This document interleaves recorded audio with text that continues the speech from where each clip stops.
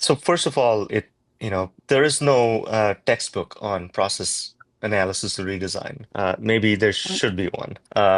But there's several different schools of thought on process. You should write it. We should write Okay, my next one. a textbook. Um, there's several different ways to think about process analysis and process redesign. There's the one school of thought is you map every interaction that a human has with other humans and the process and technology. And we've done these projects where you're mapping everything out at its very detailed level. Now you need to think about why you're taking on a process analysis project, and that should dictate why you're doing it or how you're doing it, right? Which methodology you use. So school of thought number one Mm. is you're doing process analysis and mapping to tweak processes to really fine tune what you've been doing. Things work for the most part, but you're looking at it from a tweaking perspective, fine tuning perspective. Second school of thought is our current processes are so jacked up, that's the technical term, that you need to blow everything up and start from the beginning. So if your processes are all jacked up, you know that there is no fine tuning there, that your systems are terrible, that you've really created a workarounds to workarounds, and your people know that they don't like have the right tools at that point. And it's you have to pick the timing, because if you are about to go through an ERP HCM implementation, any kind of ERP enterprise systems, it's a good time to think about which methodology you're going to use.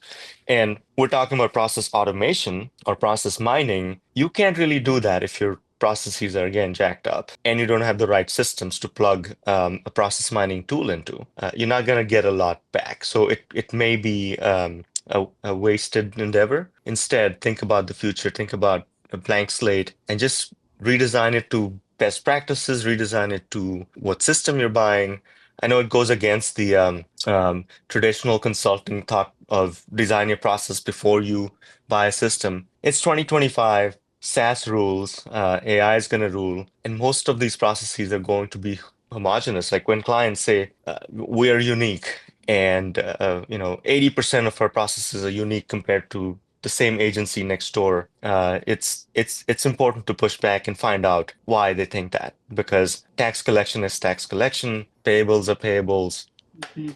But yes, there are unique instances where you need to make sure that you're sort of planning for that unique aspect of your process. Just I lost my like words. Kyler's comment that we put on I the do. screen briefly. Um, 5 a.m.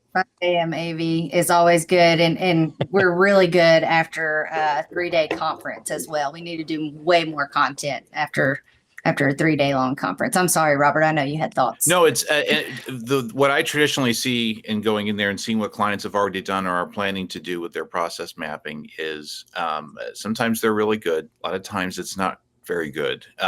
There's a time element, especially if someone in the organization doesn't do this consistently, but they were tasked with doing that. There's a time element where a year and a half in of having meetings, you've only got like 12 processes documented, and there's still people that still want to debate you on these particular steps. So it's never quite truly finalized. Something that someone with a lot of experience can be able to do this and facilitate these discussions makes these things go a lot quicker. But they also can become sort of like a dream world. They aren't really rooted in reality, and they become so future state visioned that the map itself morphs into something that a software vendor looks at and goes, I see a lot of money here because I'm going to have to charge you a lot to do it this way. So the ability to make things streamlined, efficient, use relevant experience from other parts of the industry, and in working with software vendors to be able to frame things and go, you're not going to be able to do quite that, but you're also missing the opportunity to do it this way, I think is what people lose out on when they try and do a lot of this internally. Yeah. And one of the things I feel like we get asked a lot during shortlist interviews and any presentation that we give is, what is the definition of a process, right? Organizations say, I need process mapping. We go and try to price process mapping, but what defines a true process? Good question. And because again, and I forgot that I actually wrote a paper about this years ago for a conference at the Yale Business School that no one read, I'm sure. But thinking about process mapping, you have to define where the process begins and ends, because it's easy for it to bleed into, like Robert said, where does it end? What's the purchasing process, right?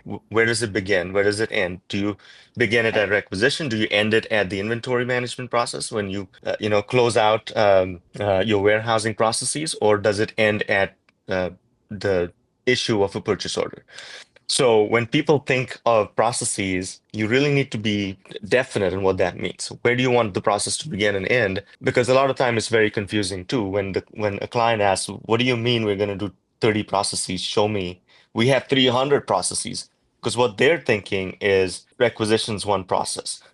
Checking for the budgets, the other process. Third process is the actual the act of getting a PO issued. But to us, it's the purchasing process, right? So the number of processes, how you define a process, that's really important to define upfront.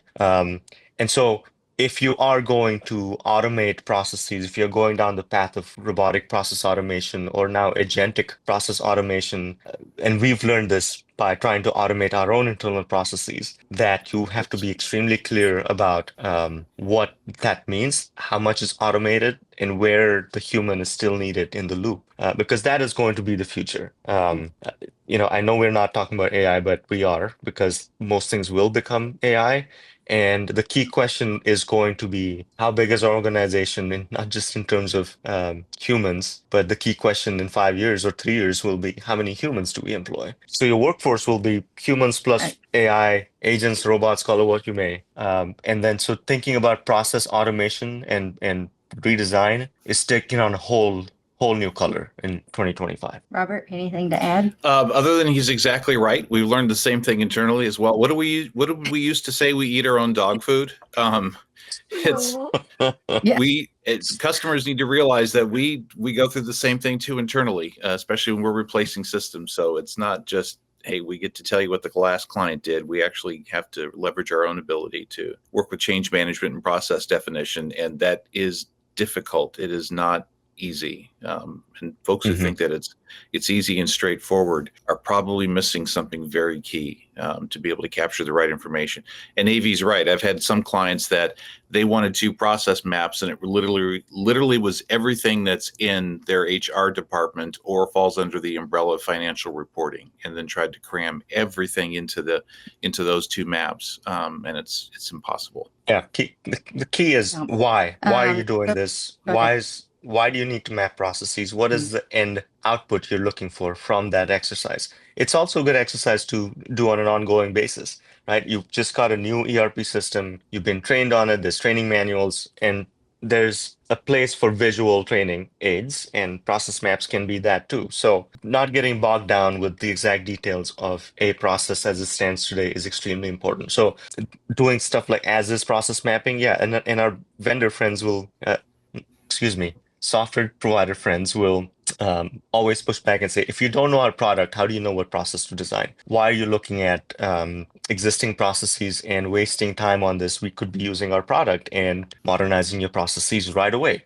So there's an in-between there that we need to find. And the key question is, what method of process redesign do you want to take? What school of thought do you subscribe to? And second is, how deep do you want to go into this? Because to Robert's point, there's got to be a matching. And someone asked us, right, at a software provider sales meeting we spoke at recently.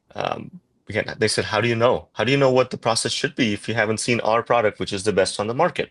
And there's a point in the whole implementation where you come to that confluence of desires and what a product can do. And that's when you have to make key decisions where your future state map may not exactly translate into what is available on the market. But it's really good. It's a good exercise to think about what you think should happen. So what we do is future state visioning that may not always end up in a map, right? Tell us everything you want your organization to look like, not just your one process. Tell us about the organization, your dreams, and then we'll try to distill that into requirements, into outcomes, into an RFP that software providers can then respond to.